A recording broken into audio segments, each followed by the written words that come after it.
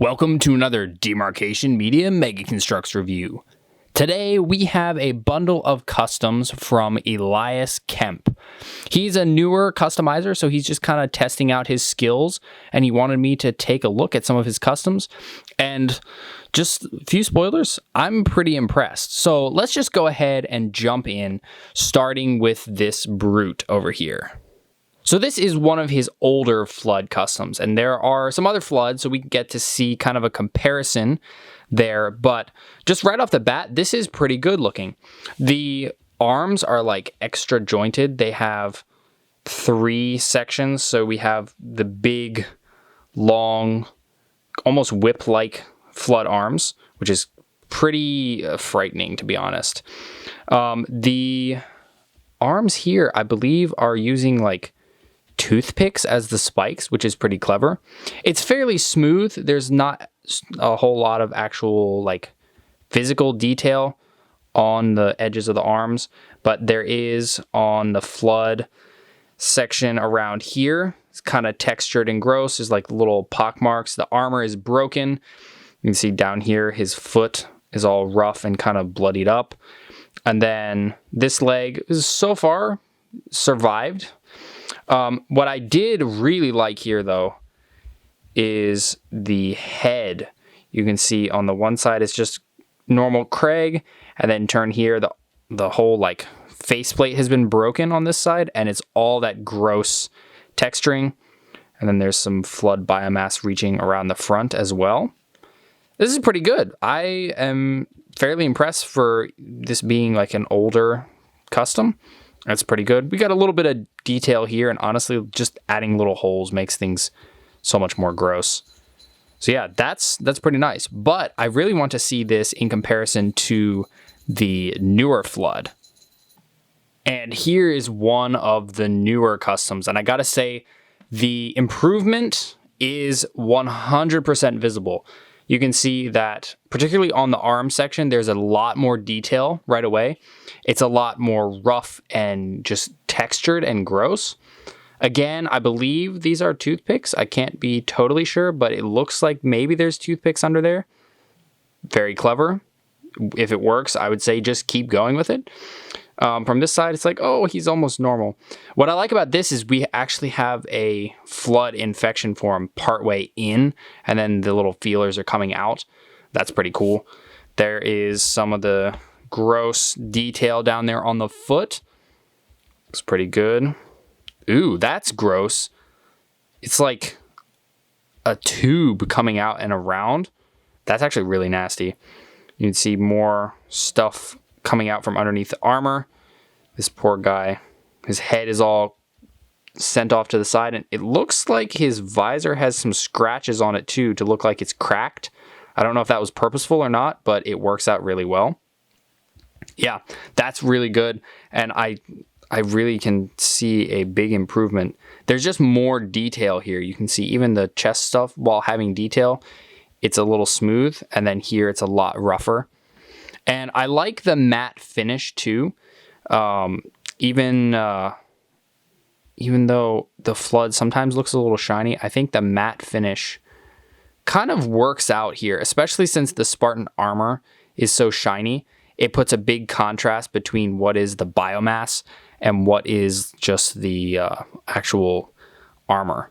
So yeah, this is looking pretty good. I think Matty Crafts is going to have some competition here. The last of the flood figures is actually a very recent figure. This is the stone green Anubis from the, what was it, Bazaar Battleground? Decisive Engagement? I can't ever get those ones' names straight. One of the 2 new Spartan armor packs.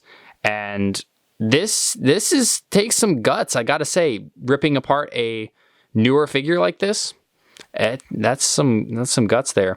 And speaking of guts, this guy's guts are completely overtaken by this flood. The poor guy. His head is all the way twisted around backward. There is a piece of an infection form, and then the little feelers are out here. More of the little gross tubes. The armor is all just snapped and broken. There's more biomass on the feet this time. Very textured. The paintwork is even better on this one. And then the arm is the like triple jointed like flail arm almost, and the fingers are creepy and gross as ever. What I actually want to do is I have my stone green figure set up as an Anubis right now. So I'm going to go ahead and grab that so we can see a bit of a comparison before and after. There we go. So I actually have mine exactly in the same configuration here. And look at that. You can really see the difference in the two. The poor guy. He just wanted to play some multiplayer. That's all. But nope, that flood infection for him just completely tore him apart. I really like seeing this side by side, actually. You can kind of see the amount of work that went into it. Actually, I think even the chest plate is the same too. Dang, that's a pretty nice coincidence. Yeah, that's really good. I'm pretty impressed with this one. It definitely does give me like Matty Crafts vibes, but he typically does his flood stuff looking very shiny, and this matte look really helps the flood stuff stand out against the more shiny armor. Kind of puts a stark contrast between the two. Next up, we have this kind of banished looking elite, and this guy has a lot going on. So the chest plate has been bulked up with some, I don't know if that's green stuff. Maybe green stuff was used to make that, but it's been molded all custom. The shoulders are bulked up. It goes up and around the back. The back has more detail, and it's got like this spine sort of thing here, which looks really cool. And then the arm has extra armor on it too. So it's kind of got this sharp shoulder pad, and then this two here. And then the hand has some extra bulk as well. And then the head has more of a like bulky spine sort of thing. Let's see. That looks pretty good. And then he's got like almost Spec Ops looking goggles. It reminds me a little bit of the Heretics from Halo 3? No, sorry, Halo 2. That's kind of the vibes that the eyes are giving me. The paintwork is really nice. I like the dark red and the silver, and I'm really, really digging the asymmetrical look. There's something about having a bunch of armor on one side and then not having armor on the other side that just looks super cool to me. The lower legs are unpainted, which in my mind, if you don't have to paint it, might as well just leave it. That's kind of how I do my customs. The forearm underneath this is unpainted as well, which is kind of impressive because there's not a bunch of overspill from the painted armor. So that's really cool. Yeah, I like this a lot. He doesn't quite seem 100% banished because the red is darker, but he definitely has the banished vibes. And from the looks of it, none of his articulation is hampered, and it looks like he's sealed the paint. Looks like Elias has sealed the paint, I think. At least on the head, it looks like it was sealed. So that's also a plus. Yeah, the asymmetrical look is just so cool. And last but not least, we have this Brute Captain that Elias has actually generously donated, and this guy will be given away. So click to the description or the pinned comment. There will be a Gleam link down there where you can enter, and that'll have all the information that you need. So let's take a look at this guy. First of all, I get Mandalorian kind of vibes from this dude right off the bat, purely because of like the silver and then the cross strap here. The head is got like a breather on it almost, extra vents and stuff. I really, really love the cross strap. It goes all the way around the back, so it doesn't just kind of randomly end. And then he's also got, actually that's custom shoulder armor too. I just realized that. Look at that. Custom shoulder armor. Looking good. Then he's got like a wrist thing. And then he's got, is that like brass knuckles? Kind of looks like brass knuckles right there. Which, good grief, getting hit with brass knuckles on a Brute would be absolutely devastating. Around this side, we have the studs here painted. Looks good. Silver and black is a really, really nice combination. And I like how the silver isn't just a stark silver, it's kind of a weathered silver. so it blends nicely. The head movement is a little hampered by the fact that it's got a big breather on it now, and there is a big belt. But I don't know, looks-wise, I think sacrificing the movement was worth it. Look around the back again. There is silver still, even though the strap goes across. And then the rubber part is also painted with the silver. That looks pretty good. The coverage is pretty nice. Yeah, this is a pretty nice figure. I'm not totally sure what the inspiration was, but whatever it was, the result is really good. So yeah, if you want a chance to win this guy, head down into the pinned comment and follow the instructions on the Gleam widget.